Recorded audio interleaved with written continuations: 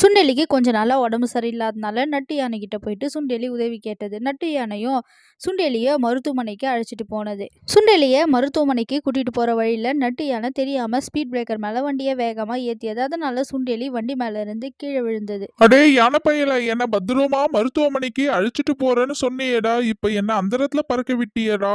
சுண்டெலி வண்டியில இருந்து கீழே விழுந்தது அந்த மருத்துவமனையில இருந்த நர்சு குருவி பார்த்துட்டு இருந்தது. டாக்டர் மேடம், பாடி ஒண்ணு வந்திருக்கு, சீக்கிரமா ஆபரேஷன் தியேட்டர் வாங்க அப்படின்னு பஞ்சவர்ணம் டாக்டர் கிட்ட சொல்லிட்டு சுண்டெலிய ஆபரேஷன் தியேட்டருக்கு ஸ்ட்ரக்சர்ல கூட்டிட்டு வந்தது. கொஞ்ச நேரத்துல டாக்டருக்காகவும் ஆபரேஷன் தியேட்டருக்கு வந்தது.